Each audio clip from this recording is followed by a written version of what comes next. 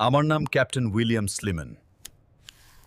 East India company আমাকে পাঠিয়েছে ভারতের অন্ধকার পরিষ্কার করতে।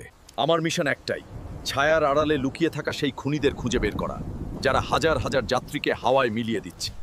প্রথমে ওরা রাস্তায় আপনার সাথে ভাব জমাবে, মিষ্টি কথায় ভোলাবে। একা যাবেন না ভাই, পথ খুব বিপদসংকুল। আমাদের সাথেই চলুন, নিরাপদে থাকবেন। রাত হয়ে আসছে, আজ এখানেই তাঁবু ফেলি। আসুন, একসাথে রান্না করি, একসাথে খাই। গানের সুরে আর গল্পের আড্ডায় আপনি যখন সবচেয়ে নিশ্চিন্ত, তখনই ওরা প্রস্তুত হচ্ছে।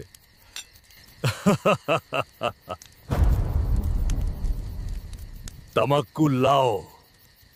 শুনতে সাধারণ বাক্য, কিন্তু এটাই ওদের সংকেত। এটাই মৃত্যুর পরোয়ানা। মুহূর্তের মধ্যে গলায় পেঁচিয়ে যাবে হলুদ রুমাল। কোনো শব্দ নেই, কোনো রক্ত নেই। এক নিমিষেই জ্যান্ত মানুষ লাশ হয়ে গেল। লাশ পুঁতে তার ওপর ওরা আবার আগুন জ্বালায়, রান্না চড়ায়। কেউ বুঝতেই পারবে না পায়ের নিচেই শুয়ে আছে হতভাগ্য যাত্রীরা। আমি বুঝলাম, পেশি শক্তি দিয়ে এদের ধরা যাবে না। আমি বানালাম তাদের বংশতালিকা, শুরু করলাম এক ইন্টেলিজেন্স যুদ্ধ। একজন ধৃত ঠগীকে দিলাম ক্ষমার টোপ।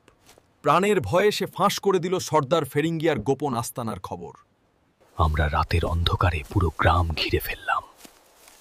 শিকারী নিজেই এবার ফাঁদে পা দিল। অবশেষে ধরা পড়ল সর্দার ফেরিঙ্গিয়া। তার স্বীকারোক্তিতেই ভাঙল এই শয়তানের 500 বছরের সাম্রাজ্য। চোর হজর ঠগী ধরা পড়ল। ফাঁসি আর দ্বীপান্তরে শেষ হলো রাজপথের ত্রাস। খেলা শেষ। রাস্তা এখন নিরাপদ, কিন্তু মনে রাখবেন, বিশ্বাসী মানুষেরাই বিশ্বাসঘাতকতা করে।